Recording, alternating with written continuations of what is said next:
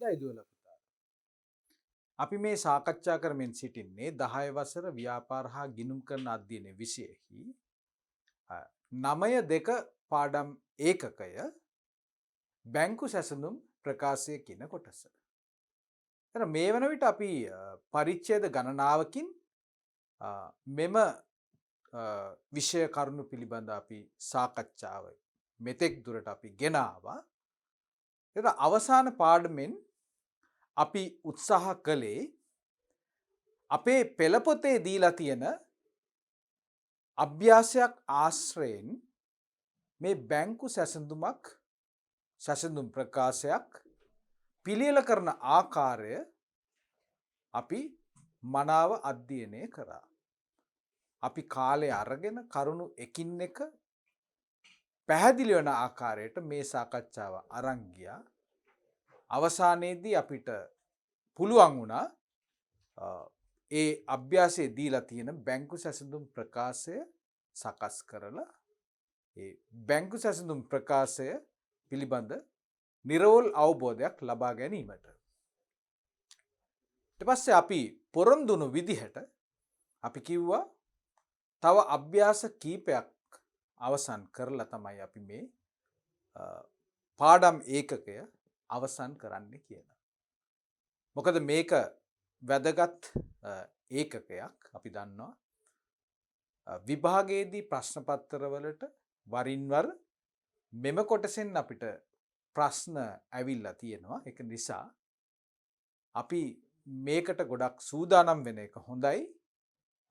ඉතාමත් නිර්වුල්ව බැංකු සැසඳුම් ප්‍රකාශයක් නිවැරදිව හදන්නේ කොහොමද කියන අවබෝධය ලබා ගැනීමට නම් මේ අභ්‍යාසවල නැවත නැවත අපි පරිහරණය කරන්න.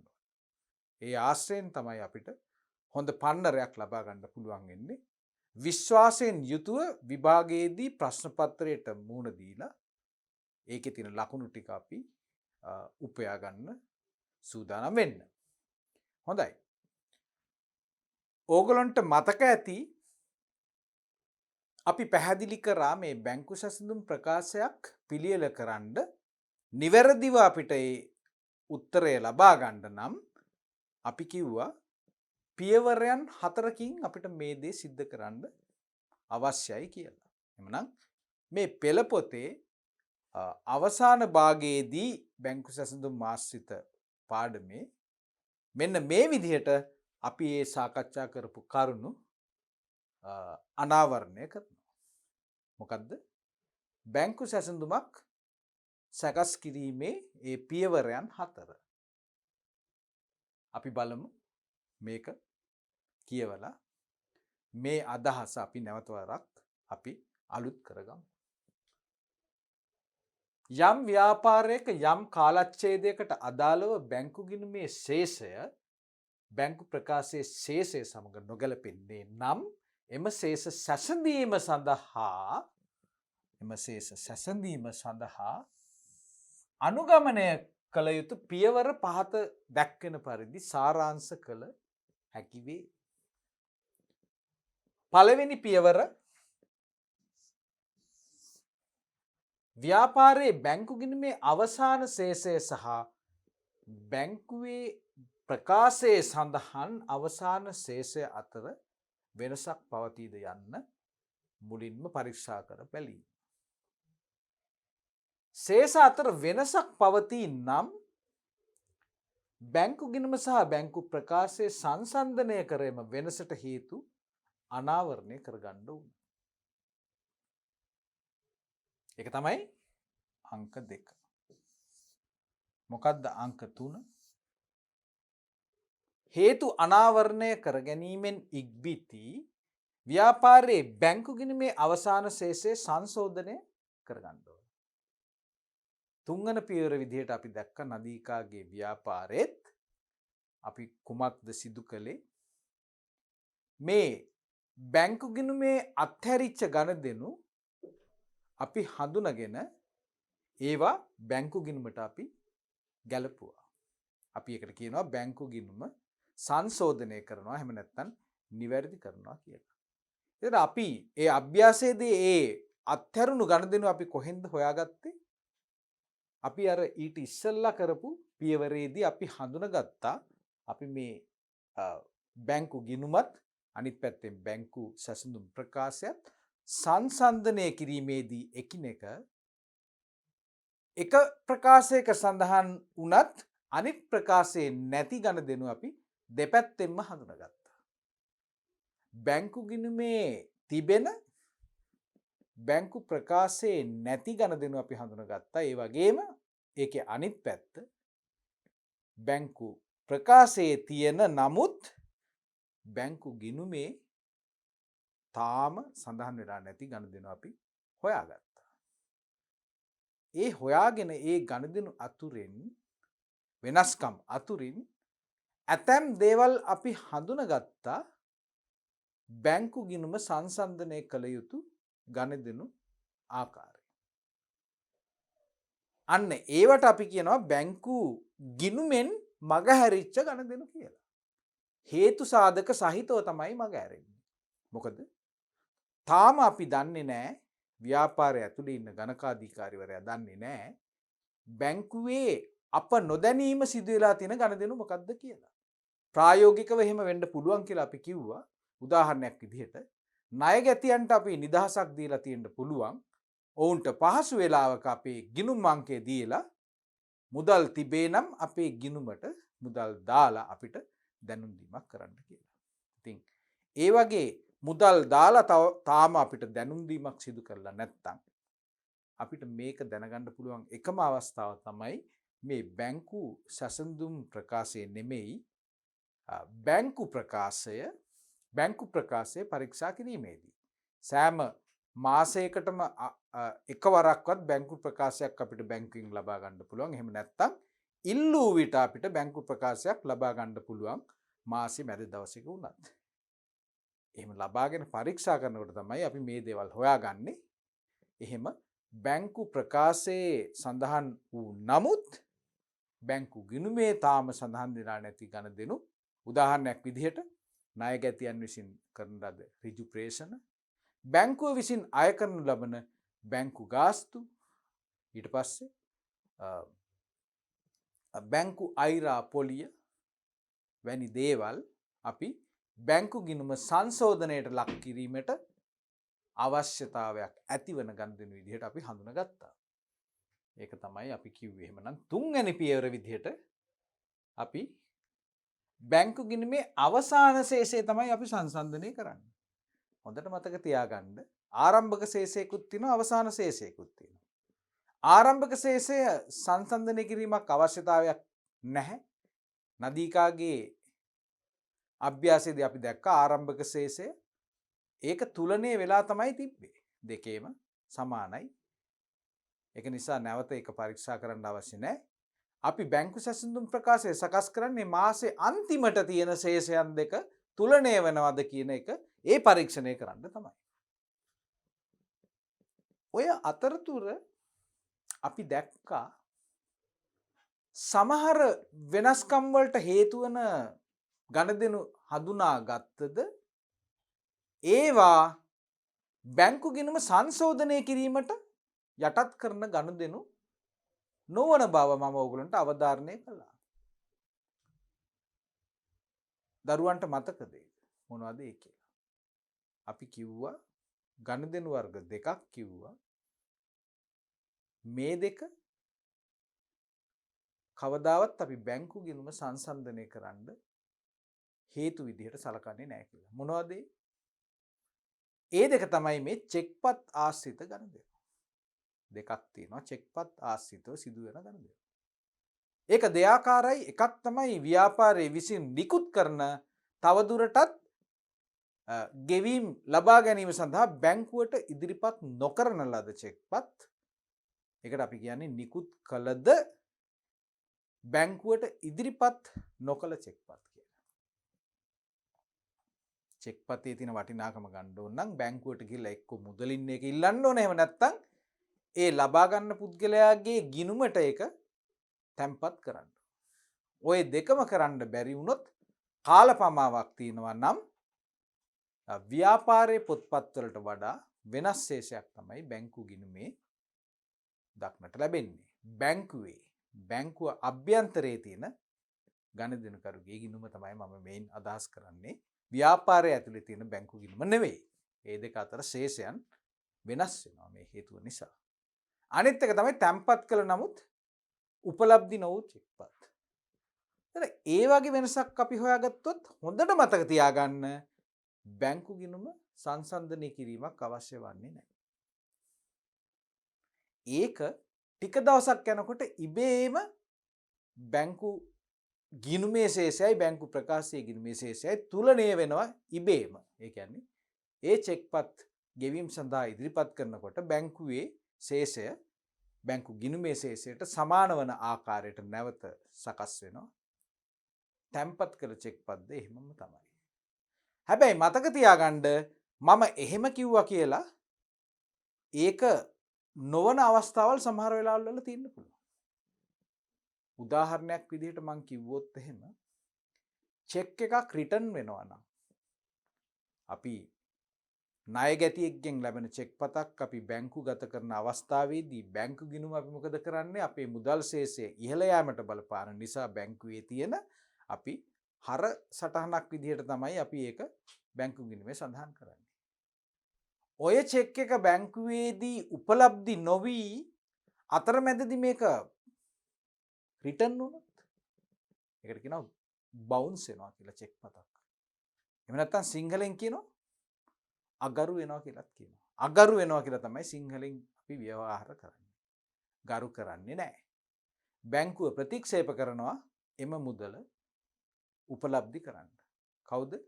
ඒ ගිණුම් හිමියාගේ බැංකුව තමයි ප්‍රතික්ෂේප කරන්නේ. මොන හරි දෝෂයක් නිසා. ඒ වගේ අවස්ථාවක අපි දන්නවා ඒක චෙක්පත රිටර්න් වුණොත් එහෙම නැත්නම් අගරු වුණොත් ඒ තැම්පත් කරපු චෙක්පත මේ වන විට අපි මොකද කරලා තියෙන්නේ? බැංකු ගිණුමේ හර කරලා ශේෂය වැඩි කරලා තියෙන්නේ. නමුත් අපි දන්නවා බැංකුව ඇතුලේ තියෙන account එකට ඒක කොහෙත්ම එකතු වෙන්නේ නැහැ. ඒක නිසා ඒ වගේ අවස්ථාවක අපි මොකද කරන්න ඕන? බැංකු ගිණුමේ අපි දැක්ක හර සටහන අපි කියන්නේ ඒකට රිවර්ස් කරනවා කියලා. ආපස්සට හරවනවා. ණය ගැතියෙක්ගෙන් චෙක්පතක් ලැබෙනකොට අපි මොකද කරන්නේ? බැංකු ගිණුම හර කරලා අපි ණය ගැතියගේ ගිණුම බැර කරන්නේ ණය ගැතිභාවය අඩු කිරීම සඳහා. ඔහු විසින් ගෙවන ලද මුදල හඳුනා ගැනීම සඳහා. එම චෙක්පත අගෞරව වුණා කියලා කියන්නේ ණය ගැතියගේ ණය ගැතිභාවය නැවත වතාවක් වැඩි කරන්න ඕනේ. එහෙමනම් ණය ගැතියගේ ගිණුම අපි හර කරලා අනිකුත් දිත්ත සටහන බැංකු ගිණුම බැර කරනවා. එතකොට ඒක සංශෝධනය වෙන්න බලපාන ගණදෙනුවක්. ඒක නිසා චෙක්පත් ආශ්‍රිත ගණදෙනු ඇතැම් අවස්ථාවල් වල අපිට බැංකුව සංසන්දනය කිරීමට හේතුපාදක වෙනවා කියලා මම මේ කිව්ව උදාහරණයෙන් ඕගොල්ලන්ට මම අදහසක් දෙන්න උත්සාහ කරා. නමුත් අපි දන්නවා අපිට ඉතාමත් සංකීර්ණ ගැළපීම් මේ 10 වසර මට්ටමේදී එන්නේ නැහැ. බොහෝ විට එන්නේ ඔය අපි දැක්ක නදීකාගේ අභ්‍යාසයේ තියෙන ඒ කරුණු වලට සමාන කරුණු ගැළපිලි ඇතුළත් අභ්‍යාස තමයි. කෙසේ වෙතත් අර මම කිව්ව විදිහට අපි මේ න්‍යායාත්මක කරුණු නිර්වුල් විදිහට අපි අවබෝධ කරගත්තොත් පාඩම් කරන්නේ නැතුව මේ ක්‍රම පාඩම් කරන්නේ නැතුව අපි මොකද කරන්නේ? අභ්‍යාස ආශ්‍රයෙන් අපි ඒක කරන ක්‍රමවේදය සහ ඒක ඇතුලේ සිදුවිය යුතු දේ තමයි අපි මනසට දාගන්න ඕනේ. ඒ අයට කවදාවත් ඒක අමතක වන්නේ නැහැ. නිසා ඕගොල්ලෝ පුරුද්දක් විදිහට මේවා පාඩම් කරන්න එපා. මේකට එකතු කරනවා මේකට අඩු කරනවා කියලා කිව්වොත් එහෙම ටික දවසක් යනකොට අනිවාර්යයෙන්ම ඕකේ අනිත් පැත්ත තමයි මතක් වෙන්නේ. අඩු කරනවා කිව්ව එක මතක් වෙන්නේ එකතු කරනවා කියලා. එකතු කරනවා කිව්ව කියන එක මතක් වෙන්නේ අඩු කරනවා කියලා. මොකද්ද වෙන්නේ? අපි වැරදි විදිහට තමයි ගාන හදන්නේ. ඒ නිසා අපි විසින්ම තර්ක කරලා තමයි අපි බලන්න ඕන ඇයි එකතු කරන්නේ කියලා. බැංකුවේ පැත්තෙනුයි බැංකු ව්‍යාපාරයේ පැත්තෙනුයි හිතලා කොයි එකේද ශේෂය සංශෝධනය වෙන්න ඕන, කෝකෙද වැඩි කෝකෙද අඩු විය යුත්තේ කියන දේ ඒ තර්කයත් එක්ක තමයි මේක එකතු කරනවාද අඩු කරනවාද කියන එක අපි තීරණය කරන්න ඕන. ඒකට උපකාරයක් විදිහට තමයි මම ඔයගලන්ට මේ ස්ටෙප්ස් ටික අපි කියලා දුන්නේ. මනම් බැංකු ගිණුමේ අවසාන ශේෂය සංශෝධනය කරයින් පස්සේ අපිට පුළුවන් අවසාන පියවරට එන්න හතරවන පියවර අපි බැංකු සැසඳුම් ප්‍රකාශය අර ආකෘතියට අනුව අපි පිළියෙල කරන්න ඕන. ඒක අපි දැන් නදීකාගේ අභ්‍යාසය තුළින් අපි සිද්ධ කළා. එමනම් අපි සූදානම් වෙමු අපේ පෙළපොතේ තියෙන ක්‍රියාකාරකම් අංක 3 ඒක අපි අද අපි උත්සාහ කරමු මේ ගැටලුව අපි විසඳන්න. හොඳයි. අපි මුලින්ම බලමු මේ ගානෙන් අපිට මොකද්ද අහන්නේ කියලා. අහන්නේ මෙන්න මේ අවසානයේ කියන දේ මොකද්ද කරන්නේ? අපිට කියනවා එක ගානේ පළවෙනි කොටස තමයි බැංකු ගිණුම සංශෝධනය කරන්න. අපිට කිසි ගැටලුවක් නැහැ. අපි දන්නවා බැංකු ගිණුම සංශෝධනය කරන්නේ කොහොමද කියලා. දෙවැනි එක බැංකු ගිණුමේ සංශෝධිත ශේෂය යොදා ගනිමින් බැංකු ප්‍රකාශයේ 2021 7:31 වන දිනට බැංකු සැසඳුම් විස්තරය පිළියෙල කරන්න. අන්න සම්පූර්ණ අභ්‍යාසයක්. අපිට පියවරයන් 4ම අනුගමනය කරන්න පුළුවන් අභ්‍යාසයක් අපිට නැවත වතාවක් ලැබිලා තියෙනවා. අපි මේ අභ්‍යාසයේදී අපි මේ ගාන අපි සම්පූර්ණයෙන්ම හදන්න උත්සාහ කරනවා. ඊට පස්සේ අපිට තියෙනවා ක්‍රියාකාරකම් 4 තවත් අභ්‍යාසයක්. හොඳයි. අපි දැනට අපි දන්නේ මේ ගානේ අවසානයේ අපෙන් බලාපොරොත්තු වන ප්‍රතිඵලයේ පමණයි. අපි තාම ගාන කියෙව්වේ නැහැ. ඒ නිසා අපි බලමු ගාන කියවලා අපි ගාන පිළිබඳ අවබෝධයක් ලබා ගමු. සෙව්වන්දි පෙරේරාගේ ව්‍යාපාරයේ 2000 අපි හිතමු 21 කියලා. 2021 ජූලි මාසයේ බැංකු ගිණුමේ වාසිදායක ශේෂය මේකට වැදගත්කමක් අපි දෙන්න ඕන අනිවාර්යයෙන්ම. මේ ශේෂය කුමන විදියක ශේෂයක්ද කියන එක. වාසිදායක කිව්වෙන් පස්සේ ඔයගලන්ට අවබෝධයක් ලැබෙන්න ඕන මේක හර ශේෂයක්ද බැර ශේෂයක්ද කියලා. ඒකට පිළිතුරු ඔයගලන්ට ලැබෙනවද? මං කියන වහාම ඔයගලන්ට තේරෙනවද මේක වාසිදායක ශේෂයක් කිව්වෙන් පස්සේ බැංකු ගිණුමේ කොයි පැත්තේද මේක තියෙන්නේ කියලා. කාටද කියන්න පුළුවන්? මොකද බැංකු ගිණුම කියලා කියන්නේ කුමන වර්ගයේ ගිණුමක්ද?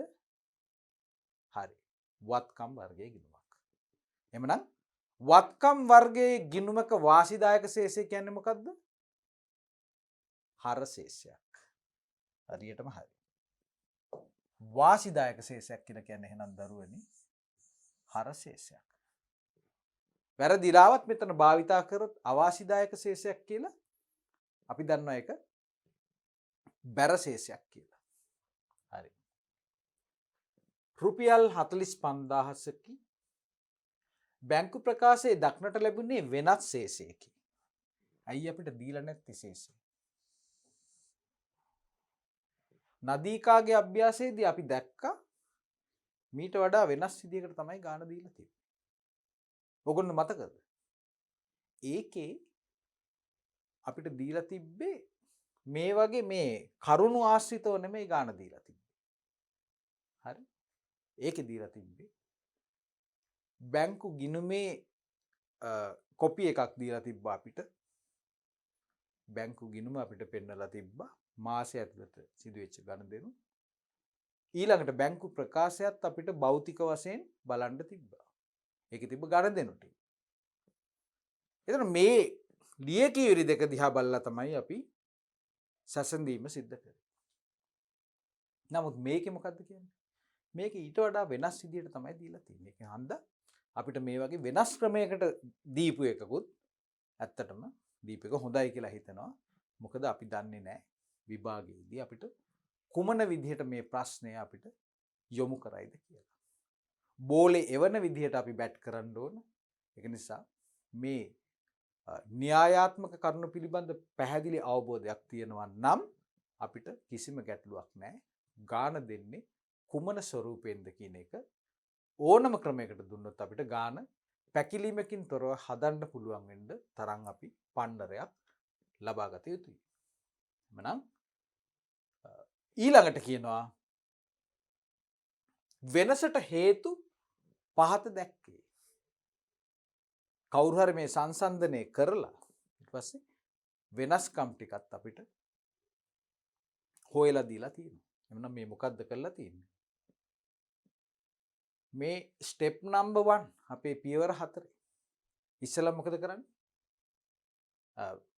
බැංකු ගිණුමේ ශේෂය පරීක්ෂා කරනවා, බැංකු සැසඳුම් ප්‍රකාශයේ ශේෂය පරීක්ෂා කරනවා. දෙක සමානද කියලා බලනවා. සමානයි නම් අභ්‍යාසය එතනින්ම ඉවරයි. බොහෝ විට ඇතැම් අවස්ථාවල සමාන ශේෂ තිබ්බත් ගැළපිලි තියෙන්න පුළුවන්. නමුත් ඒ වගේ සංකීර්ණ ගැටලු ඔයගොල්ලන්ට දෙන එකක් නැහැ. බොහෝ විට බැලූ බැල්මට වෙනසක් තියෙන ගණන් අභ්‍යාසයක් තමයි අපිට ලැබෙන්නේ. එවනම් මේ වෙනසට හේතු ටිකක් දක්වලා දීලා තිනවා. තැන්පත් කරන ලද පහත සඳහන් චෙක්පත් 2021 7:30ක් වන දින වන විටත් නිෂ්කාශනය වෙලා නැල්ලු. මොකක්ද කියන්නේ නිෂ්කාශනය කියලා කියන්නේ? උපලබ්ධි වෙලා නැහැ කියලා කියන්නේ. අර නිෂ්කාශන ක්‍රියාවලිය හරහා අනිත් බැංකුවෙන් සල්ලි ටික ඇවිල්ලා අපේ බැංකුවට සල්ලි ටික එකතු වීමේ ඒ ක්‍රියාවට තමයි මේ නිෂ්කාශනය කරනවා කියලා කියන්නේ. Clearance process. එවනම් ඒ වගේ චෙක්පත් තිබිලා තියෙනවා කීයක්ද? චෙක්පත් දෙකක් තියෙනවා. එකක් 7500ක චෙක්පතක්, අනිත් එක රුපියල් 8600ක චෙක්පතක්. එතකොට මේ තැන්පත් කරන ලද චෙක්පත් මොකද වෙලා නැත්තේ? නිෂ්කාශනය වෙලා නැල්ල.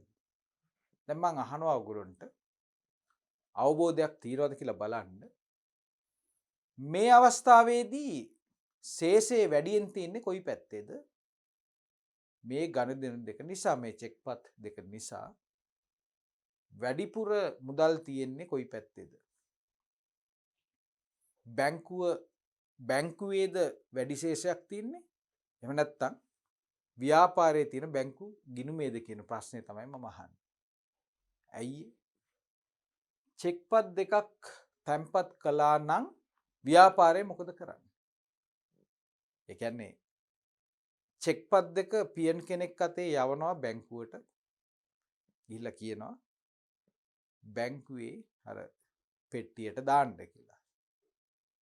අපේ අර ෆෝම් එකක් ෆිල් කරලා තැන්පතු පත්‍රිකාවක් ෆිල් කරලා ඒක දාන්න කියලා කියනවා. ඊට පස්සේ ඒක ඒ මූලාශ්‍ර ලියකියවිල්ල ගෙනල්ලා දෙනවා. චෙක්පත් දෙක බැංකු ගත කළා කියලා.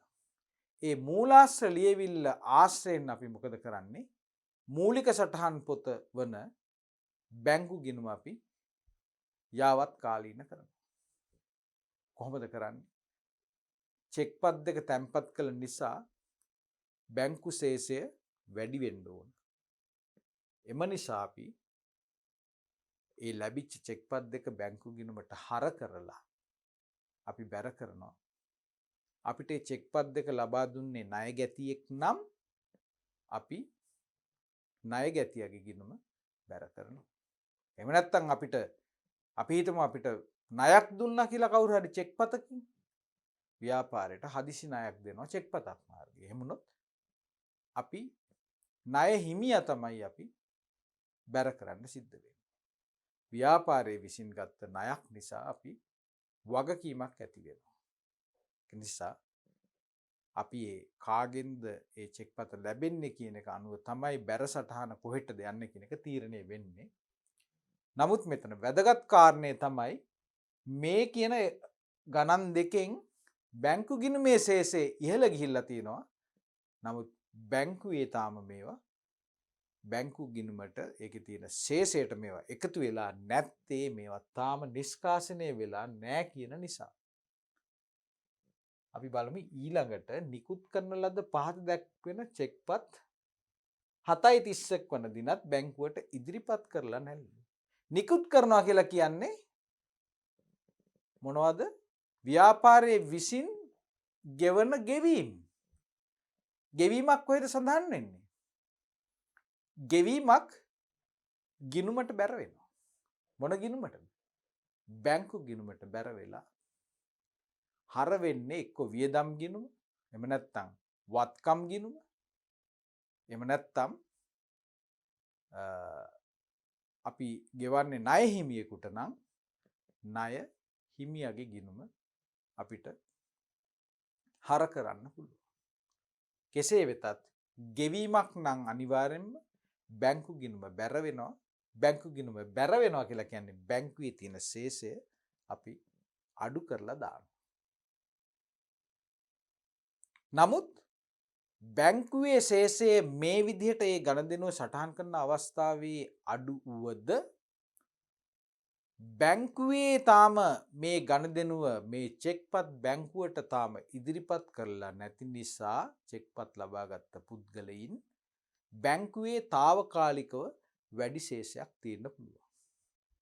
බැංකුවේ ශේෂය වැඩි, ව්‍යාපාරයේ ශේෂය ඊට වඩා අඩුයි. මේ දෙක අතර වෙනසක් තියෙනවා. ඒක තමයි අපි සංසන්දනය කරලා හොයාගන්න. අපි කියනවා මේ ගිණුම් දෙක වෙනස් වෙන්න හේතුව මෙන්න චෙක්පත් දෙකක් මෙන්න මේ ගණදෙනුව නිසා මේකේ ශේෂය මෙපමණයි, බැංකුවේ ශේෂය මෙපමණයි කියලා. නමුත් අපි සංසන්දනය කරලා තියෙන්නේ සැසඳුම හදන්න පුළුවන් නම් වෙනසක් තිබ්බට ප්‍රශ්නයක් නැහැ. අපි දැනුවත්ව තමයි ඒ වෙනස තියෙන්නේ කියන එක තමයි ඒයින් ගම්ම්‍ය වෙන්නේ. තුන්වෙනි වෙනසට හේතුව විදිහට හොයාගන්නවා බැංකු ප්‍රකාශයේ ඇති පහත දෑ ව්‍යාපාරයේ බැංකු ගිණුමේ සඳහන්ව නැත්ලු. අන්න බලන්න. එයා හොයාගන්නවා පහත දෑ බැංකු ගිණුමේ සඳහන් වෙලා නැවිලු. කොහෙද තියෙන්නේ? බැංකු ප්‍රකාශයේ තියෙනවලු. අපි කිව්වා මේ දෙකේම හැම ගණදෙනුවක්ම එකම ආකාරයෙන් තියෙන්න ඕන කියලා. එහෙම තිබ්බොත් විතරයි මේ ශේෂයන් දෙක සමාන වෙන්නේ. ඒක නිසා අපි තීරණය කරන්න ඕන මේවා බැංකු ප්‍රකාශයෙන් ඉවත් කරන්න ඕනද එහෙම නැත්නම් බැංකු ගිණුමට මේවා ඇතුළත් කරන්න ඕනද කියලා. හැබැයි දුවලා පුතාලා හොඳට මතක තියාගන්න බැංකු ප්‍රකාශයේ තියෙන ශේෂයන් සංසන්දනය කිරීමේ අවශ්‍යතාවයක් අපිට ඇතිවන්නේ නැහැ. මක් නිසාද යත් බැංකුවට වැරදීමක් සිදුවීමේ සම්භාවිතාව ඉතාමත් අඩු නිසා. මොකද බැංකුවක් කියලා කියන්නේ දැඩි පාලනයකට යටත්ව සෑම ගණදෙනුවක්ම අධීක්ෂණයට යටත්ව පරීක්ෂාවක් කරලා තමයි බැංකුවේ මේ ගණදෙනු සටහන් වන්නේ. ඒක නිසා අපි දන්නවා බැංකුවට ලේසියෙන් වරදින්නේ නැහැ කියලා. ඉතාමත් කලාතුරකින් අවස්ථාවක තමයි බැංකුවට වරදින්නේ. අපිට වැරදිලාවත් වැඩියෙන් සල්ලි රුපියල් 1000ක් ආවත් ගෙදර යන්න ඉස්සෙල්ලා අපිට කෝල් එකක් එනවා. මිස්ටර් කපිල අපිට පොඩි වැරදීමක් වෙලා ඔබතුමාට රුපියල් 1000ක් වැඩියෙන් ගිහිල්ලා කරුණා කරලා ඒක අපිට නැවත ලබා දෙන්න කියලා. ඒ වගේ ඔයගොල්ලෝ දැකලා ඇති පරීක්ෂාකාරීව බලනවා නම් ඒ බැංකුවේ කවුන්ටර් එකේ ඉන්න නිලධාරීන් මොනතරම් අවධානයෙන් යුතුව මේ ගණදෙනු සම්පූර්ණ කරනවාද කියලා. අපි මොන හරි නෝට්ටු ටිකක් අපි දුන්නොත් එහෙම බැංකුගත කරන්න අර ස්ලිප් එකේ අනිත් පැත්තේ ලියා ගන්නවා ඒක 1000 කොළ කීයද එහෙම නැත්නම් 100 කොළ කීයද වැඩිපුර කීයක් දුන්නද කියලා අනිත් පැත්තේ ලියලා තමයි තැම්පත් කරන ගානක් ලියලා අතිරේක ගාන ඒකත් හොයලා ඒ තරම් සැලකිල්ලෙන් තමයි බැංකුවේ මේ ගණදෙනු සිද්ධ කරන්නේ. ඒක නිසා අපි උපකල්පනය කරනවා බැංකු ප්‍රකාශයේ තියෙන ශේෂයන් නිවැරදි කිරීමේ අවශ්‍යතාවයක් ඇතිවන්නේ නැහැ කියලා. එහෙමනම් ඕකේ අනිත් පැත්ත තමයි බොහෝ විට සිද්ධ වෙන්නේ මොකද්ද? බැංකු ගිණුම කියලා කියන්නේ ව්‍යාපාරයේ ඇතුලේ තියෙන ව්‍යාපාරයේ ලෙජරේ ඇතුලේ තියෙන බැංකු ගිණුම තමයි බොහෝ විට සංශෝධනයට ලක්වන්නේ. ඇතැම් වැරදි පවා ලෙජරේ ඇතුලේ සිද්ධ වෙන්න පුළුවන්. ඒ කියන්නේ human mistakes. මෙන්න ඒ දේවල්. ස්ථාවර නියෝග මත බැංකුව විසින් ගෙවා ඇති රක්ෂණ වාරිකයේ රුපියල් 8,000කි. බැංකුවට ඍජුවම ලැබී ඇති ආයෝජන ආදායම අන්න බලන්න. ඍජුවම ලැබී ඇති ආයෝජන ආදායම රුපියල් 4,200කි. මොකක්ද? මම උදාහරණයක් දෙන්නම්. අපි කොටස් පිළදී ගත්තොත් ව්‍යාපාරයක කොටස් විල්දී ගන්නවා කියලා කියන්නේ ආයෝජනය කිරීමක්. එතකොට එතෙන්දී අපි කියනවා අපිට දෙන්න ලාභාංශ ටික, ඒ කොටස් වලට අපිට දෙන ලාභාංශ ටික අපේ මෙන්න මේ බැංකු ගිණුමට දාන්න කියලා අපි ඒ කොටස් ටික ගන්න වෙලාවට අපි බැංකු ගිණුම ලියලා තියෙනවා. ආයෝජන කියලා කියන්නේ ඒකයි. ආයෝජනයක් කරනවා කියලා කියන්නේ කොටස් මිල්දී ගන්නවා ව්‍යාපාරයක. ව්‍යාපාරයේ අයිතිකරුවන් බවට පත් වෙනවා. ඊට පස්සේ ව්‍යාපාරයේ මොන හරි ලාභයක් ආවොත් අපිට ඒ ලාභය ඒ ආයෝජනය කරපු අපිට ඒකෙන් කොටසක් වාර්ෂිකව ලබලා දෙනවා. ඒකට අපි බැංකු ගිණුමක් දානවා. එතකොට ආයෙ අහන්න ඕනේ නැහැ, චෙක් පතක් පෝස්ට් කරන්න ඕනේ නැහැ. කෙලින්ම ඒගොල්ලන්ට පුළුවන් මේ කොටස් හිමියන්ගේ බැංකු ගිණුම් වලට මේ ආයෝජන ආදායම් බැර කරන්න.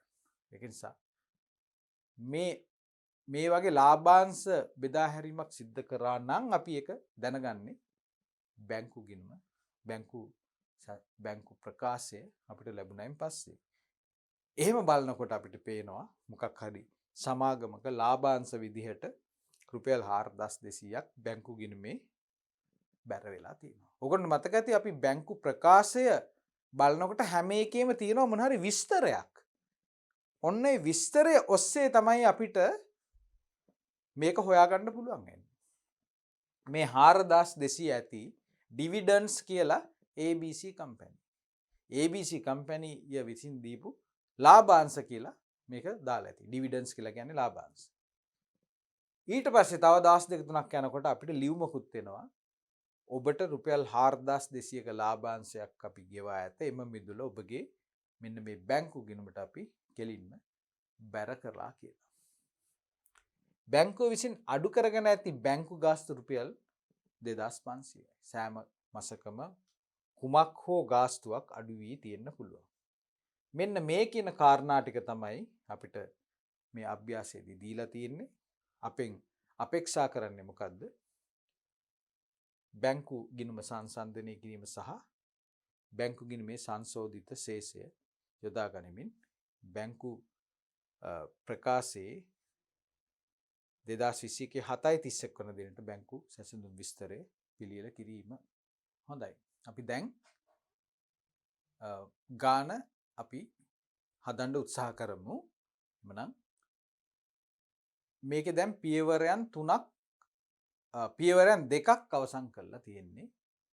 මොකද්ද? මේ ඉස්සලම වෙනස සසඳලා වෙනසක් තියෙනවා කියලා හඳුනගෙන ඊට පස්සේ වෙනසට අවශ්‍ය හේතු ටික සොයාගෙන තියෙනවා. දෙවෙනි පියවරත් හරි. එහෙනම් අපිට දැන් තියෙන්නේ තුන්වන පියවර කරන්න. තුන්වන පියවර මොකද්ද? මතක නම් බැංකු ගිණුම සංශෝධනය කිරීම. ඒක තමයි මේ අභ්‍යාසයේ පළවෙනි කොටසින් අපෙන් අපේක්ෂා කරන්නේ.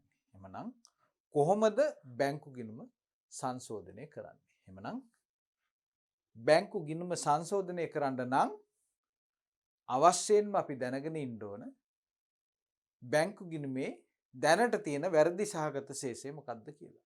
සංශෝධනයක් කරන්න ඕන කියලා කියන්නේ තියෙන ශේෂය නිවැරදි නැති නිසා. එහෙනම් බලන්න මේකේ බැංකු ශේෂය කොතන හරි දීලා තියනවද කියලා. කොතනද ඒක කියන්නේ? ඒක කියන්නේ මේ ගානේ තියෙන මුල්ම ඡේදය. සෙව්වන්දි පෙරේරාගේ ව්‍යාපාරයේ 2021 ජූලි මාසයේ බැංකු ගිණුමේ වාසි 10ක ශේෂය රුපියල් 45,000කි. එමනම් අපි කොහොමද සේසය සංශෝධනය කරන්නේ? ඒක අපි කරන්නේ ඇත්තටම බැංකු ගිණුමේ ආකෘතියක් අපිට ගහන්න සිද්ධ වෙනවා. එමනම් අපි ඉස්සෙල්ලම බැංකු ගිණුමේ ආකෘතියක් අපි මෙන්න මේ ආකාරයෙන් අපි සකස් කරගමු.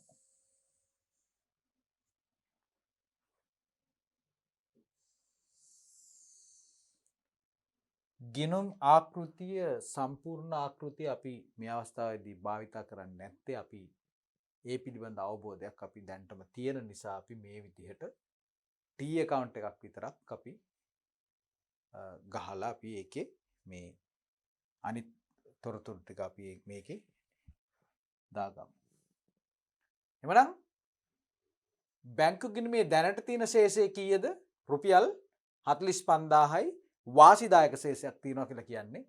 එහෙමනම් වාසිදායක කියන එක අපි නිර්වචනය කරනවා හර ශේෂයක් කියලා. හේතුව තමයි මේ බැංකු ගිණුම කියලා කියන්නේ වත්කම් ගණයට අයිති ගිණුමක්. වත්කම් ගිණුමක වාසිදායක ශේෂයක් අනිවාර්යයෙන්ම හර ශේෂයක් විය යුතු නිසා. එහෙමනම් කවද්ද දිනය? 2021 ජූලි මාසයේ 31 වන දින. 2021 ජූලි මාසයේ 31 වන දින. එවනම්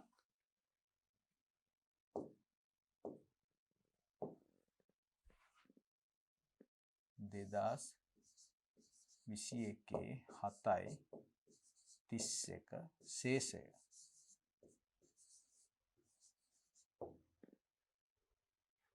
මේක මොකද්ද මේ ගිණුමේ නම?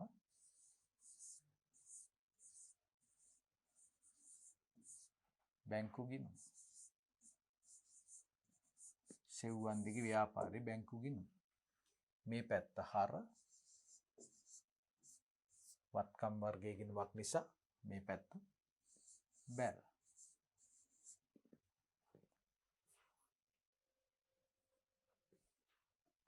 ශේෂය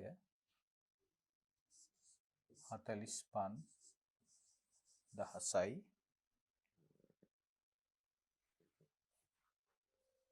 අපි එක ගත්තේ මෙන්න මෙතන.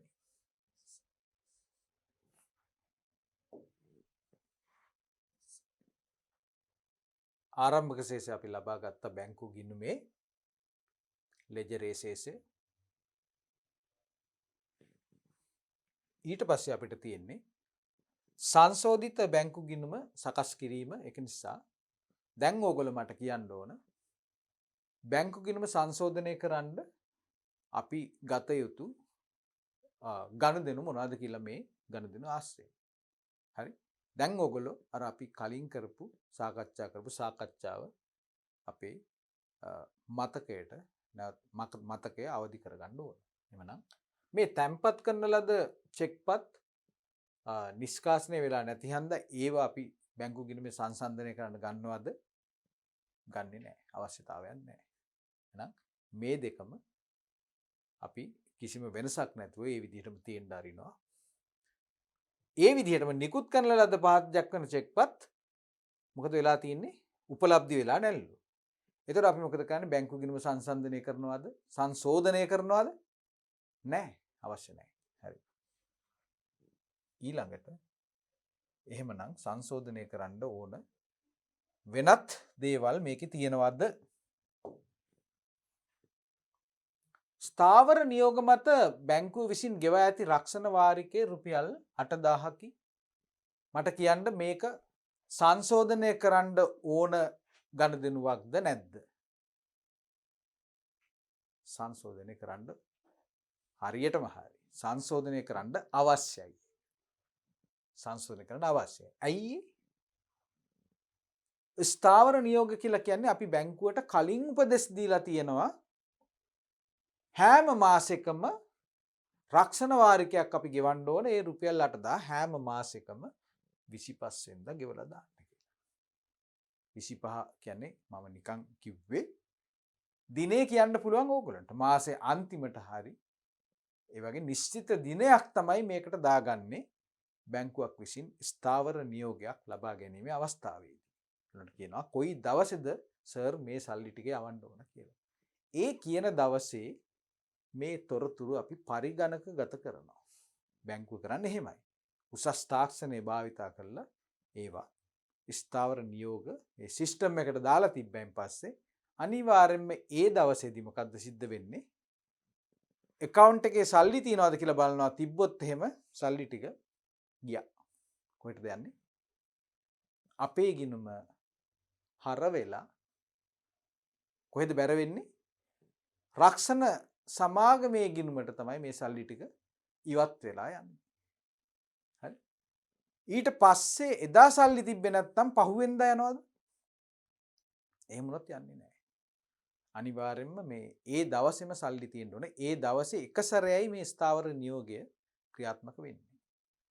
බොහෝ බැංකුවල ඒක ඒ ආකාරයි. ඊට පස්සේ පහුවෙන්දා ඒක යවන්නේ නැහැ. සල්ලි තිබ්බොත් එහෙම බොහෝ විට සිද්ධ වෙන්නේ ඒ කියන දවසේ තිබ්බේ නැත්නම් ස්ථාවර නියෝගය ක්‍රියාත්මක වෙන්නේ නැහැ. හරි. එහෙමනම් බැංකුව විසින් ගෙවා ඇති ව්‍යාපාරයේ උපදෙස් දීලා තියෙනවා මේක ගෙවන්න කියලා. ඒත් ව්‍යාපාරයේ තාම මොකද මේ ගන්දිනු දාගෙන තියනවද ගිණුම් කරන පද්ධතියට? නැහැ. ව්‍යාපාරය අභ්‍යන්තරයේ තියෙන ලෙජර් ගිණුම් පද්ධතියට මේ ගන්දිනු තාම එකතු වෙලා නැහැ. මොකද මේක අපි දැනගන්නේ මේ බැංකු ප්‍රකාශය අපිට ලැබෙන අවස්ථාවේ ඒක කියවනකොට තමයි මෙන්න මේ දවසේ රුපියල් 8000ක් මෙන්න ස්ථාවර නියෝගයක් ගිහිල්ලා තියෙනවා කියලා. අර අපි මැචින් එක්සර්සයිස් එකේදී තමයි ඔක හොයාගන්නේ. අපි දන්නා ස්ථාවර නියෝග ඉන්ෂුරන්ස් කියලා දකින්නත් එක්කම අපි මොකද කරන්නේ? එහෙමනම් බැංකු ගිණුම සංසන්දනය කරන්න ඕන කියලා අපි දිනෙත් දාගෙන මොකද කරන්නේ? රක්ෂණ වාරිකය කියලා කියන්නේ රක්ෂණ වියදම් ගිණුම තමයි හර වෙන්න ඕන. කීයක්ද? රුපියල් 8000ක්. මොකද්ද මම මේ කරේ? මේ තියෙන්නේ ලෙජරේ මේ ලෙජරය.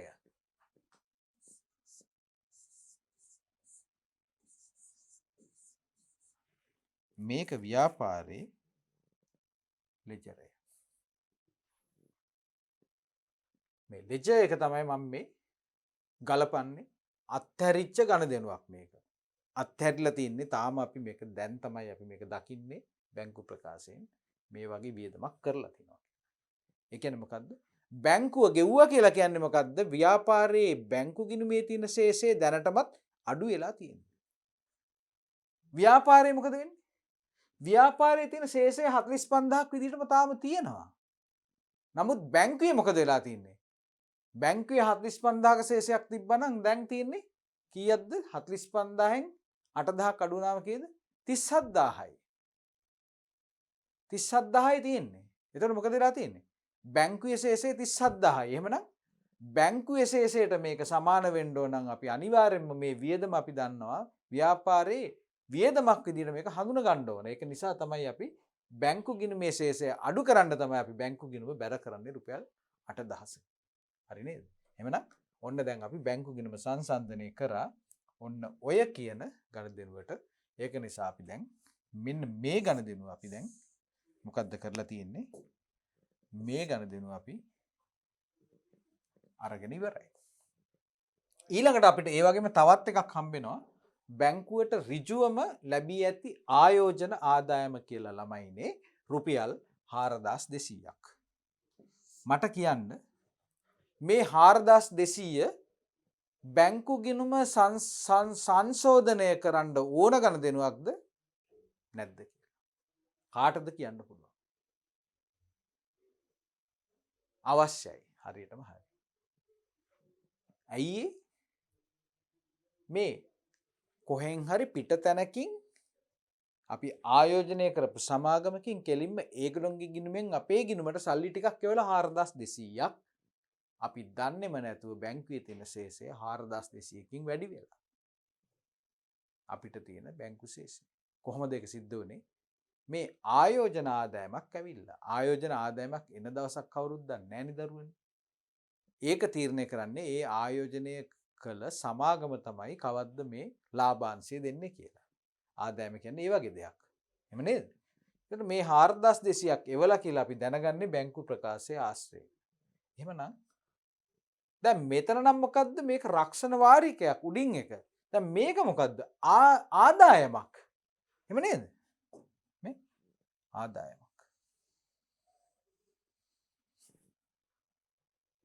ඒක නිසා හොඳට මතක තියාගන්න මේ අපිට දීලා තියෙන මේ උපදෙස් ටික අපි අවබෝධයෙන් තමයි කියවන්න ඕනේ. දැන් මෙතන කියන්නේ මොකද්ද? ආදායමක් කියලා කියනකොට අපි දන්නවා මේක වියදමක් මේක ආදායමක් කියලා. මොකද්ද මේකේ බලපෑම? බැංකු ගිණුමේ හර කරනවද බැර කරනවද කියන එකට මේක අනිවාර්යයෙන්ම බලපාන දෙයක්. ආදායමක් නම් මොකද්ද සිද්ධ වෙන්නේ? ඔයගොල්ලෝ ඉස්සෙල්ලාම හිතන්න බැංකුව පැත්තෙන් හිතන්න. අපේ ගිණුමට සල්ලි ටිකක් ආව නිසා බැංකුවේ තියෙන අපේ මුදල් ශේෂය මොකද්ද වෙන්නේ? බැංකු ශේෂය ඉහළ යනවා. ආදායමක් හම්බෙලා. එහෙම නේද? එහෙමනම් බැංකුවේ දැන් තියෙන්නේ වැඩි ශේෂයක්, ව්‍යාපාරයේ තියෙන්නේ අඩු ශේෂයක්. අපි දැන් මොකද්ද කරන්නේ? මේ දෙක සමාන කරන්න ඕන. බැංකුව හරි. මොකද ආදායමක් ලැබුණොත් චෙක් පතක් ඒ සල්ලි ටික ආවා නම් බැංකුවේ 4200ක් වැඩි වෙන්න ඕන. හරියට මේක කරලා තියෙන්නේ. එhmenan කවුද කරලා නැත්තේ? ව්‍යාපාරයේ ලෙජරේ තාම මේ දේ කරලා නැහැ. ඒක නිසා ව්‍යාපාරයේ ලෙජර් ගිණුමේ තියෙන ශේෂය අපි වැඩි කරන්න ඕන. එහෙමනම් කොහොමද ව්‍යාපාරයේ ලෙජර් ගිණුමේ ශේෂය වැඩි කරන්නේ? බැංකු ගිණුම කියන්නේ වත්කම් ගිණුමක් නිසා වත්කම් ගිණුමක ශේෂය වැඩි කරන්න ඕන නම් එම ගණදෙනුව වත්කම් ගිණුමට හර කරන්න අවශ්‍යයි. එහෙමනම් ආයෝජන ආදායම් අපි එහෙම කියමු. බැංකු ගිණුම හර කළ යුතුයි දිනේ දාලා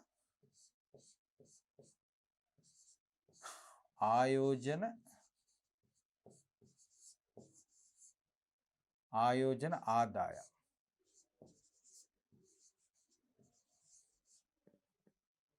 ආයෝජන ආදායම් කියලා කීයක්ද අපිට ලැබෙන්නේ? රුපියල් 4200ක්ද?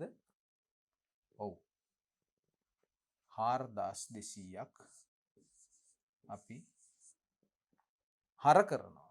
දැන් අපේ බැංකු ගිණුමේ ශේෂයට මේක සමාන වෙන්න අපි අවශ්‍ය ගැළපීමක් අපි ලෙජර් ගිණුමට සිද්ධ කළා කියලා අපිට දැන් පැහැදිලි. අපි තවදුරටත් පරීක්ෂා කරන්න ඕන මේ ගානේ දීලා තියෙන තොරතුරු නිසා මේ බැංකු ගිණුම සංශෝධනය කළ යුතු තවත් මොනවා හරි දෙයක් තියනවාද කියලා. අපිට හම්බ වෙනවා බැංකුව විසින් අඩු කරගෙන ඇති බැංකු ගාස්තු රුපියල් 2500ක්. බැංකුව විසින් අඩු කරා කියලා කියන්නේ බැංකු ප්‍රකාශයේ මේක කොහෙද තියෙන්නේ? බැලන්ස් එක අඩු කරා කියලා කියන්නේ බැංකුවේ තියෙන වගකීම අඩුවීමක් තමයි සිද්ධ වෙන්නේ. එහෙම නේද? අපි කිව්වා බැංකුවේ සාමාන්‍යයෙන් තියෙන්නේ වාසිදායක ශේෂයක්. අපිට වාසිදායක ශේෂයක් බැංකුව පෙන්වන්නේ බැංකුවේ බැර ශේෂයක් විදිහට. අපිට හර ශේෂයක් බැංකුවට බැර ශේෂයක්. එහෙමනම් බැංකු ගාස්තුවක් අය කරනවා කියලා කියන්නේ බැංකුවේ තියෙන වගකීම අපිට ණය ගැතිභාවය බැංකුව ඒක අපි අඩු කරන්න නම් අපි මොකද කරන්නේ? බැංකු ප්‍රකාශයේ මේක හර කරලා ඇති හර ගන්න දෙනවක් විදිහට. එහෙමනම් අපි දැන් මේක බැංකු ගිණුමෙනුත් ඉවත් කරන්න ඕන වියදමක් විදිහට. එතකොට තමයි මේ දෙක සමාන වෙන්නේ. එහෙමනම් දිනේ දාලා බැංකු ගාස්තු කීයක්ද? රුපියල් 2500යි.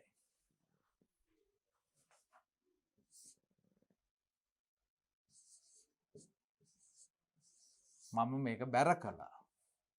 මේකත් වියදමක් මේකත් වියදමක්. දැන් මොකද වෙන්නේ? අපි බැංකු ගිණුමට අවශ්‍ය ගැළපීම් සියල්ල අපි හඳුනගෙන ඉවරයි. එhmenan අපිට දැන් තියෙන ඊළඟ පියවර තමයි මේ බැංකු ගිණුම පියවන්න. ඇයි අපි එහෙම පියවන්න මේක තුලනය කරන්නේ? ඒකට හේතුව තමයි අපි ඊළඟ ස්ටෙප් එකට යන්න ඕන නිසා. ඊළඟ ස්ටෙප් එක තමයි බැංකු සැසඳුම් ප්‍රකාශය සකස් කිරීම. එහෙම බැංකු සැසඳුම් ප්‍රකාශය සකස් කරන්න අවශ්‍ය නම් මොකද්ද සිද්ධ වෙන්න ඕන? අපි දැනගන්න ඕන දැන් ශේෂය කීයද කියලා නිවැරදි ශේෂය. මොකද මුලින් තිබ්බේ රුපියල් 45000ක ශේෂයක්. නමුත් අපි දන්නවා පැහැදිලිවම හොයාගත්තා ඒ 45000ක ශේෂය වැරදි කියලා. මොකද බැංකු ප්‍රකාශයේ සඳහන් වෙලා තියෙන ඇතැම් ගණදෙනු අපේ බැංකු ගිණුමට තාම යාවත්කාලින වෙලා නැති නිසා අපි ඒ දේ කරන්න ඕන කියලා අපි තීරණය කරා. අපි ඒ දේ දැන් කරලා තියෙන්නේ. එහෙනම් දැන් අපි බලන්න ඕන හරි ශේෂය මොකක්ද කියලා.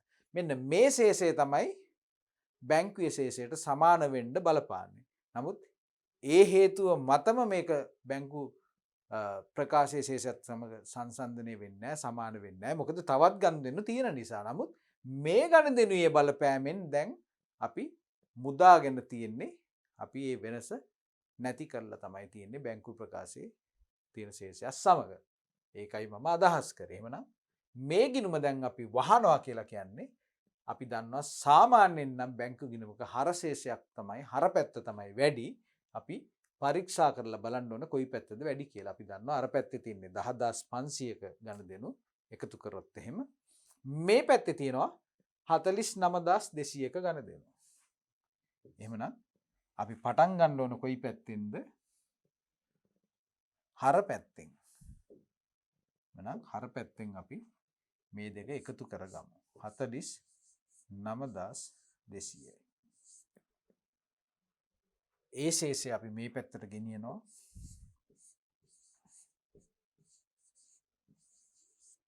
49200ක්. දැන් අපි දාගන්න ඕන මොකද්ද කරන්නේ? මෙන්න මෙතනට ශේෂයක් දාගන්න ඕන. ඒ ශේෂය කියලා කියන්නේ මෙන්න මේ දෙකේ මේ ඉලක්කමේ වෙනස. එතකොට තමයි මේ එකතුව අපිට හරියන්නේ. එහෙනම් මෙතන අපි නොදන්න දේ තමයි ශේෂය පහලට ගෙන ගියා කියන දේ තමයි අපි තාම දන්නේ නැති දේ. ඒක අපි මෙන්න මේ කොටුවට දාගන්න ඕන. මම නිකන් පෙන්නුවේ කොටු කරලා ශේෂය කියන එක අපි එතනින් තමයි එන්නේ. එහෙනම් අපි පෙර වැඩක් විදිහට අපි මේක කරමු. 49200න් අපි කීයක්ද අඩු කරන්නේ? මෙන්න මේ දෙකේ එකතුව 10500ක්. බැර සටහන් දෙක එකතු අඩු කරා. එhmenan 0යි 0යි 12න් 5ක් 7යි 8න් 0ක් 8යි 4න් එකක් 3යි. හරිද? 38700යි. 38700යි.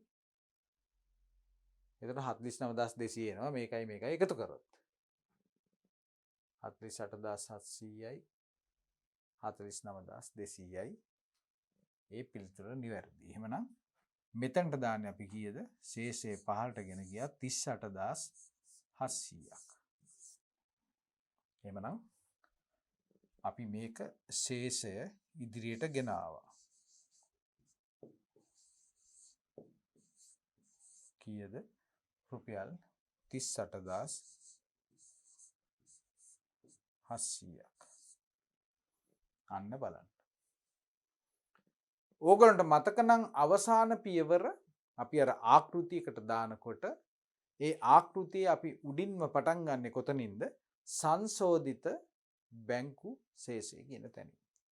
අන්න ඒ සංශෝධිත බැංකු ශේෂයේ පෙර වැඩ තමයි මේ අපි කළේ මේ බැංකු ගිණුම ආශ්‍රයෙන්. එහෙමනම් මෙන්න මෙතනින් තමයි අපි ඒක පටන් ගන්න ඕනේ. එහෙමනම් අපි දැන් බලමු මේකේ අවසාන පියවරෙන් කියන්නේ 2021 7:31 වන දිනට බැංකු සැසඳුම් විස්තරය අපිට සකස් කරන්න කියලා. එහෙමනම් අපි දැන් තවත් ආකෘතියක් අපි සකස් කර ගන්න ඕන. ඒ මොකද්ද? බැංකු සැසඳුම් විස්තරයට අදාළ ආකෘතිය.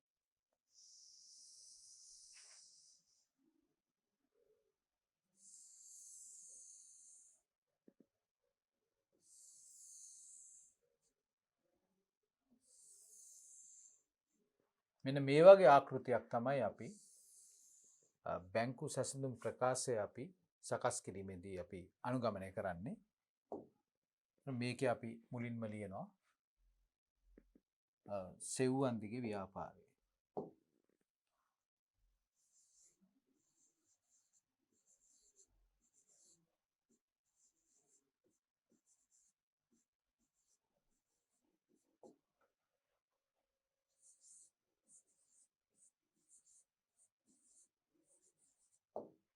පස්සේ 2021 7:31 දිනට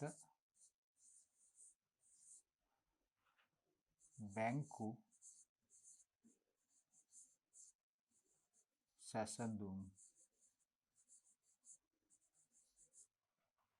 ප්‍රකාශය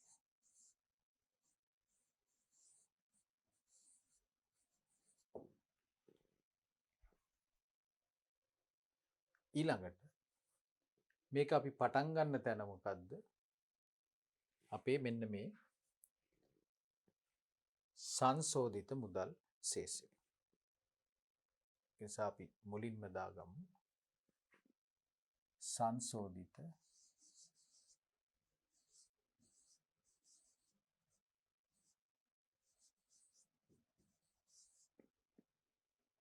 පොඩ්ඩක් මේ පැත්තට ගමු.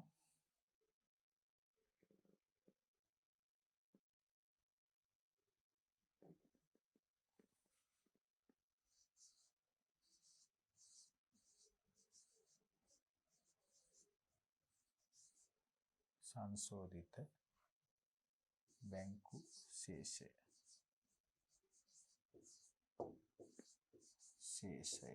කීයක්ද? කෙටියෙන් මම ලිව්වේ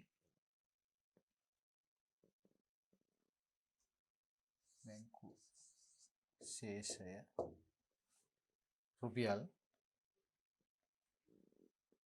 38700යි. 38700යි. දැන් මොකද කරන්නේ? අපි දැන් සංසන්දනය කරන්න හදන්නේ මේ 38700ට බැංකු ප්‍රකාශයේ තියෙන මොකක් හරි ශේෂය සැසඳෙනවද කියලා. බැංකු ප්‍රකාශයේ ශේෂය අපිට දීලා තියෙනවද මේ ගානේ? නැහැ. මේ ගානේ දීලා තිබ්බේ නැහැ. මෙන්න මේ විදිහට නේ දීලා තිබ්බේ.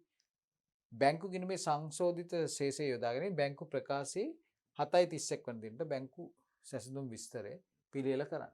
මේ මෙතන දාලා තිබ්බේ බැංකු ප්‍රකාශයේ ශේෂය දීලා නැහැ. සමහර ඒවල දීලා තියෙනවා බැංකු ප්‍රකාශයේ ශේෂය. බැංකු ප්‍රකාශයෙන් පෙන්නලා තියෙනවා. නමුත් මේ ගානේ ඒක දීලා නැහැ කියලා අපි මුලදීම අපි දැක්කා. ඒක නිසා අපි මේක අන්තිමට අපි බැංකු ප්‍රකාශයේ ශේෂය කීයද කියලා හොයලා පෙන්නනවා. මේ ටික හරියට හදලා. නම් සංශෝධිත බැංකු ශේෂය රුපියල් 38700යි. අපි දැන් බලමු එහෙමනම් අපි දන්නවා මේකෙදි මේ ආකෘතියේදී අපි මුලින්ම ටිකක් එකතු කරනවා.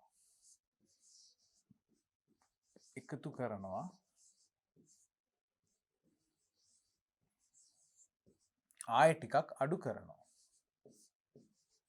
මේ ආකෘතිය එච්චරයි. එකතු කළා අඩු කළා. එපමණයි. නේද? එහෙමනම් එකතු කරන්නේ මොනවද? බැංකු ශේෂය තියෙනවා. දැන් අපි මේ යටින් හොයන්න යන්නේ මොනවද? බැංකු ප්‍රකාශය අනුව ශේෂය. එහෙම නේද? එහෙමනම් එකතු කරන්නේ මොනවද? බැංකු ප්‍රකාශයේ ශේෂය වැඩි නම්. දැන් අපේ තියෙන අඩු ශේෂය තමයි දාලා තියෙන්නේ. එහෙනම් මේකට මොනවා හරි එකතු කරනවා නම් එකතු කරන්න ඕන මොනවද? අර බැංකුවේ වැඩි ශේෂයක් තියෙන්න බලපාන ගනුදෙනු පමණයි. හරි නේද? හරි. එහෙනම් ඒවා කොහොමද අපි හොයාගන්නේ? අපි හොයාගන්නේ මේකේ මෙන්න මේ පියවරේදී. මෙන්න මේ වෙනසට හේතු ටික දැන් අපි විශ්ලේෂණය කරගෙන තියෙනවා, හඳුනාගෙන තියෙනවා. අපි බලනවා එහෙමනම් බැංකු ප්‍රකාශයේ ශේෂය වැඩි වෙන්න බලපාන මොනවා හරි ගනුදෙනු මෙතන තියනවාද කියලා. ඒතර මෙන්න මේ පළවෙනි සෙට් එක තැම්පත් කරන ලද නමුත් නිෂ්කාශනය නොවෙච්ච දේවල් එකතු කරන්න ඕනද? එකතු කරන්න ඕන මොකටද? බැංකු ගිණුමට. බැංකු ගිණුමේ ශේෂයෙන් පටන් ගත්තේ. බැංකු ප්‍රකාශයේ ශේෂය තමයි හොයන්න ඕන. එහෙමනම් මේ තැම්පත් කරන ලද චෙක්පත් දැන් කොතනද දැනටමත් මේ එකතු කරලා තියෙන්නේ කොතනද? බැංකු ගිණුමේ එකතු වෙලා තියෙන්නේ නේද? අර සංශෝධිත ශේෂය ඇතුලේ මේවා තියෙනවද නැද්ද? තියෙනවා. ඒක ඇතුලේ තියෙනවා. එහෙම නේද? එහෙමනම් මේක ආයසරයක් එකතු කරොත් මොකද වෙන්නේ? වරදිනවා. ගාන වරදිනවා. එකතු කරපු එකක් මොකද අපි දන්නවා දැන් මේක නැත්තේ තාම බැංකුවට තමයි එකතු වෙලා නැත්තේ. එහෙම නේද? දැන් ඒතර අපි බැංකුවේ ශේෂනේ හොයාගන්න යන්නේ. බැංකු ගිණුමේ ශේෂයෙන් බැංකු ප්‍රකාශයේ ශේෂය හොයන්න යන්නේ. ඒක නිසා ඒක හොයන්න යනවා නම් අපි බලන්න ඕන කොතනද වැඩි කොතනද අඩු කියන එක තමයි හොයාගන්න ඕන. වතුර ගලාගෙන යන්නේ පහත් තැනටනේ. නේද? එහෙනම් කොතනද අඩු? ඒ වතුර ගලා යන එක වළක්වන්න ඕන අපි. නේ? ඒ දෙක සමාන කරන්න ඕනේ. එතකොට කොහෙටවත් ගලාගෙන යන්නේ නැහැ. නේද? කොතනද වැඩි දැන්? වතුර වැඩියෙන් තියෙන්නේ කොතනද? බැංකු ගිණුමේ තමයි තියෙන්නේ. තැම්පත් කරලා තාම නිෂ්කාශනය වෙච්ච නැති චෙක් පට් ටික හන්ද බැංකු ගිණුමේ ශේෂය වැඩි වෙලා තියෙන්නේ. බැංකු ප්‍රකාශයේ ශේෂය අඩුවෙන් තියෙන්නේ. එහෙම නේද? එහෙමනම් අපි බැංකු ගිණුමේ ශේෂයට තවදුරටත් මේ දෙක එකතු කරොත් එimhe මේ වෙනස තව වැඩි වෙනවා. මෙහෙම තවත් උඩට යනවා. ગેප් එක. එහෙමනම් අපි මේක එකතු කරොත් වැරදි. මොකක්ද එහෙනම් කරන්න ඕන? මේ දෙක එකතු කරන්නේ නැහැ. මේ දෙක එහෙනම් මොකද්ද කරන්න ඕන? අඩු කරොත් තමයි අපි බැංකුවේ තියෙන ශේෂයට යන්න පුළුවන් වෙන්නේ. එහෙනම් මෙතනදී අපි කරන්නේ මේ ශේෂයන් දෙක සමාන කරන්න තියෙන ගැළපීම් ටික තමයි කරන්නේ. බැංකු ගිණුමේ ශේෂය වැඩි, බැංකු ප්‍රකාශයේ ශේෂය අඩුයි. නමුත් මොකද මේ දෙක තාම උපලබ්ධ වෙලා නැති නිසා එහෙමනම් අපි මොකද්ද කරන්නේ? මේ අපි දැන් බැංකුවේ ශේෂය ලබා ගන්න ඕන නම් මොකද්ද කරන්න කියන එක ඒ ගැන හිතලා තමයි මේ අඩු කරනවා හරි එකතු කරනවා හරි කරන්න ඕනේ. එහෙමනම් අපි දැන් මේ මුදල් පොතේ තියෙන එහෙම නැත්නම් බැංකු ගිණුමේ ශේෂය මේ දෙකෙන් අඩු කරොත් මොකද වෙන්නේ? මේ දෙක ගානට සමාන වෙනවා. ඇයි? බැංකුවේ දැනටමත් අඩු ශේෂයක් වෙන්නන්නේ. මේ දෙක තාම නිෂ්කාශනය වෙලා බැංකුවට මේ සල්ලි ටික එකතු වෙලා නැති නිසා මුදල් පොතේ తాවකාලිකව වැඩියෙන් පෙන්නනවා. මේ දෙක අඩු කරොත් එහෙම මෙන්න ශේෂ දෙක සමාන වුණා. එහෙමනම් මේ දෙක මොකද කරන්න ඕනේ? එහෙමනම් මේ තැම්පත් කළ නිෂ්කාශනය නොවු චෙක්පත් අපි ඒ දෙක එහෙනම් අඩු කරමු. එහෙම නේද? අඩු කරලා දාමු. එහෙමනම්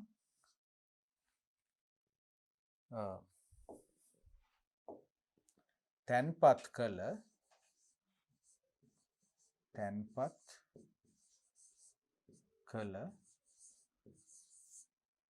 ද උපලබ්ධි නොවූ චෙක් කීයක් තියෙනවද? අපිට අංක දෙක දාන්න පුළුවන්. මොනවාද අංක දෙක? 45 49. අපි ගානක් බලාගමු. 11400යි 8600යි. 11400යි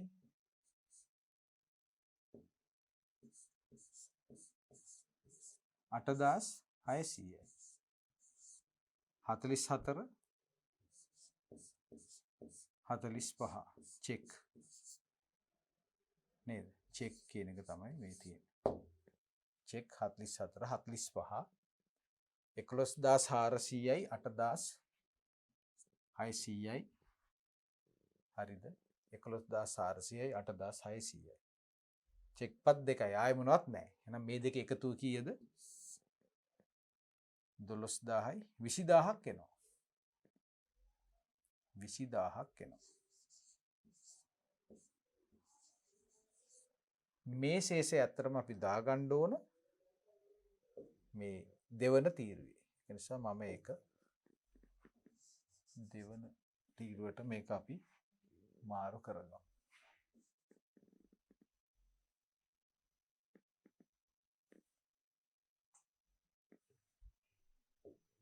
38700 තමයි මෙතන තිබ්බේ. මේක අපි තියාගන්නේ මේ ගණන් රාශියක් තියෙනකොට ඒවා එකතුව මේ පැත්තට ගෙනියන්න ඒ ආකෘතිය අපි හැම වෙලේම අනුගමනය කරමු. මේ දෙකේ එකතුව 20000යි. නමුත් මේ ගාන තාම සැසඳුම සම්පූර්ණ නැහැ. මොකද අපි දන්නවා තව ගණන් තියෙනවා කියලා. අපි දැන් මේ දෙක හැදුවා. මෙන්න මේ දෙක අපි ගත්තා. ගත්තේ නැත්තේ මොනවද? මේ නිකුත් කරන ලද පහත දක්වන චෙක්පත් 7.30 කරනටත් බැංකුවට ඉදිරිපත් කරලා නැල්ලු. ඒ කියන්නේ මොනවද? අපි ව්‍යාපාරයේ විසින් කරන ලද ගෙවීම් තාම බැංකුවට ඒ ගෙවීම් ලබා ගන්න මුදල් ලබා ගන්න මිනිස්සු ගිහිල්ලා මේ චෙක්පත් ඉදිරිපත් කරලා නැති නිසා తాවකාලිකව බැංකුවේ ශේෂය වැඩි, මේ බැංකු ගිණුමේ ශේෂය අඩුයි. 38700යි බැංකු ගිණුමේ ශේෂය. ඒ 38700 අපි ලබාගෙන තියෙන්නේ මේ චෙක්පත් දෙක අඩු වුණා කියලා හිතාගෙන. මුදල් ගෙව්වා කියලා හිතාගෙන. නමුත් ඇත්තටම බැංකුවේ තාම ශේෂය වැඩි. මේ දකුණු පැත්තේ තියෙන බැංකුව මේ තියෙන ව්‍යාපාරය. ව්‍යාපාරයේ ශේෂය කීයද? 38700යි. 38700 දී මෙන්න මේ චෙක්පත් දෙක කීයක්ද? 7500යි 8100යි 16100ක්. මේ දෙකේ එකතුව 16100ක් අඩු කරපු නිසා තමයි මේ වෙනසක් තියෙන්නේ. 38700ට බැහැලා තින්නේ. අතන බැංකුවේ ශේෂය ඊට වඩා වැඩි. එහෙමනම් අපි දැන් ඉන්නේ 38700 ශේෂයේ වෙයි. එතන නේද ඉන්නේ අපි. 38700 ශේෂයේ ඉන්නේ. එහෙමනම් ඒ චෙක්පත් දෙක අඩු කරපු නිසා තමයි මේ 38700 වගේ මේ අඩු බැලන්ස් එකක් පෙන්වන්නේ. ගෙව්ව විදිහට, මුදල් ගත්ත විදිහට. නමුත් බැංකුවේ ශේෂය වැඩි නම් අපි දැන් මේ බැංකුවේ ශේෂය තමයි අන්තිමට හොයන්න යන්නේ. ඒක නිසා මෙන්න ඒක හොයන්න යන්න ඕන නම් අපි මේ ශේෂයට මොකද කරන්න ඕන? ඒ ඉදිරිපත් නොවු චෙක්පත් දෙක එකතු කරන්න ඕන. මෙන්න මේ කාරණේ තමයි මම ඕගොල්ලන්ට කිව්වේ. අවබෝධයෙන් මේක මතක තියාගන්න. නිකුත් කළ නමුත් ඉදිරිපත් නොවු චෙක්පත් හැම වෙලෙම එකතු කරන්න ඕන කියලා නිකන් කටපාඩම් කරන්න නම් එපා. මම මේක හැම වෙලෙම කියනවා. හරි. අර විදිහට හිතන්න. 38700 කියලා කියන්නේ මේ දෙක අඩු කරලා තින්නේ. අඩු නිසා අඩු ශේෂයක්. බැංකුවේ තාම මේක ඉදිරිපත් වෙච්ච නැති හන්ද බැංකුවේ ශේෂය වැඩි. එහෙනම් අපි සසඳනවා කියලා කියන්නේ මේ ශේෂය මෙතනට ගෙනියන එක. එහෙනම් මේ 38700ට එකතු කරන්න ඕන. ඒක තමයි කරන්නේ. එහෙනම් කීයක්ද එකතු කරන්න ඕන? මේ දෙකේ එකතුව 100යි 15යි 16යි 16100ක්. එහෙම නේද? චෙක්පත් 4894. චෙක්පත් ඒ කියන්නේ නිකුත් කළ ඉදිරිපත් නොවූ චෙක්. කෙටියෙන් මම ලිව්වේ නිකුත් කළද ඉදිරිපත් නොවූ චෙක් කියන එක. චෙක්පත් අංක 48 49ද 48 සහ 94. 48 94 7500යි 8000 7500යි 8600යි 16100ක් ආවා 16100ක් අංක දෙක තමයි 48 සහ 94 48 94 කියන චෙක්පත්. අපි මේ චෙක්පත් අංක දාපු ගමන් අපි දන්නවා හරියටම මේක මොකද්ද මේ ගෙවීම කියලා. හරි නේද? 7500යි 8600යි 8600 දෙපැත්තෙම තියෙනවා. ඒකයි මම බැලුවේ මොන හරි වැරදීමක් වෙලාද කියලා. වැරදීමක් වෙලා නැහැ. එහෙමනම් 16100ක් එනවා. එහෙමනම් මේ ශේෂයට මේ දෙක එකතු කරන්නලු අපි එහෙනම් මෙතනදී එකතු කිරීම අපි දැන් සිද්ධ කරමු. හරි? එකතු කළා. කීයද එකතු? 0යි 0යි 8යි 8යි 6යි 14යි ඉතිරි 1යි 54800යි. 54800න් 20000ක් ගියා කියන්නේ 34800යි. එහෙමනම් මේ 34800 කියන්නේ අවසාන වශයෙන් කුමක්ද? මේක තමයි බැංකු ප්‍රකාශයේ සඳහන් වන ශේෂය. මොකද්ද? බැංකු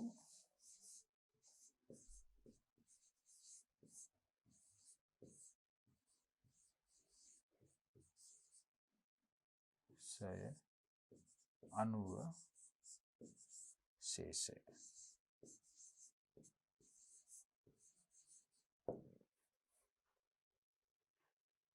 දැන් මොකද්ද වෙලා තියෙන්නේ? මේ ශේෂ දෙක සමාන වෙන්නේ නැහැ කොයි වෙලේකවත්. එහෙම වෙන්න පුළුවන් අවස්ථාවල් තියෙනවා. මේ වගේ වෙනස්කම් තියෙන තාක්කල් මේ ශේෂයන් දෙක සමාන වෙන්නේ නැහැ. නමුත් අපි මෙතෙන්දි පෙන්වන්නේ බැංකු ප්‍රකාශය අනුව ශේෂය මොකක්ද කියලා. එතකොට මේ සැසඳුම කියලා කියන්නේ මොකක්ද? සැසඳුම කියලා කියන්නේ අපි දන්නවා මේ ව්‍යාපාරයේ ඇතුළේ තියෙන ශේෂය 38700යි බැංකුවේ තියෙන ශේෂය 34800යි. ඒ වෙනස්කම ඇති වෙන්න තියෙන හේතු ටික අපි විද්‍යාත්මකව හඳුනගෙන මේ විදිහට පිළිවෙලකට දීලා අපි කියනවා මෙන්න මේ හේතු නිසා තමයි මේ ශේෂයන් දෙක අසමාන වෙලා තියෙන්නේ කියලා. 38700යි 34800යි. බැංකු ගිණුම නිවැරදිව නඩත්තු වෙලා තියෙනවා. බැංකු ප්‍රකාශයත් නිවැරදිව තියෙනවා. නමුත් මේ වගේ වෙනසක් තියෙන්නේ මෙන්න මේ චෙක් පත් ටික තාම ඉදිරිපත් කරලා නැති නිසා එකක්. මේ චෙක් පත් දෙක ගිය වහාම මොකද්ද වෙන්නේ? වැරදිලාවත් මේ චෙක් පත් දෙක බැංකුවට ඉදිරිපත් වෙලා තිබ්බනම් එහෙම මේ ශේෂයට අග්ගලා වෙනස් වෙනවා. 38700 එතන තියෙන ගානටම සමාන වෙන්න මේ ශේෂයෙන් මේ දෙක අඩු වෙනවා. ඒ වගේම මේ දෙක එකතු වෙනවා. එහෙම කරලා බලන්න ඕගොල්ලෝ ඕනනම්. එහෙම වුණොත් මේ ශේෂයයි සමාන වෙනවා. මේ දේවල් නැති වුණොත් එහෙම. එහෙමනම් බැංකු සැසඳුම් ප්‍රකාශයක් හදනවා කියන්නේ මෙන්න මේ කාරණයට තමයි. එහෙමනම් අපි ඉතාමත් හොඳින් අපි මේ දෙවන අභ්‍යාසය අපි ඉතාමත් සංයමයෙන් යුතුව අපි කළා කරුණු කාරණා අවබෝධ කරගනිමින්.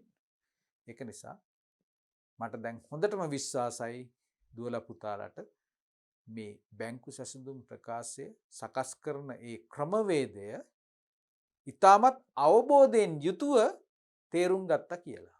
ඒක නිසා දැන් අපිට අභ්‍යාසයක් දුන්නොත් තනියෙන් හදන්න පුළුවන් අවබෝධය ලැබෙනවා. ඒක නිසා මම නැවත වතාවක් ඉල්ලා සිටින්නේ කාට හරි මේ කාරණා තේරුම් ගියේ නැත්නම් නැවත මේ දේශනාවට සවන් දෙන්න. ඊට පස්සේ ඔයගොල්ලෝගේ තියෙන සැක සංකා දුරු කරගෙන අපිට හොඳින් මේ අභ්‍යාස තනියම විසඳීමේ විශ්වාසය ගොඩනගා ගන්න උත්සාහ කරන්න කියලා මතක් කරමින් අපි මේ පරිච්ඡේදය මේ ආකාරයෙන් අවසන් කරනවා. තව පරිච්ඡේද දෙකකින් පමණ අපි බලාපොරොත්තු වෙනවා. තවත් අභ්‍යාස කීපයක් විසඳන්න. ඒත් සමගම අපිට මේ බැංකු සැසඳුම් ප්‍රකාශය පිළිබඳ තියෙන සියලුම කරුණු කාරණා ඉතාමත් හොඳින් අපට අවබෝධ වෙයි කියලා මම විශ්වාස කරනවා.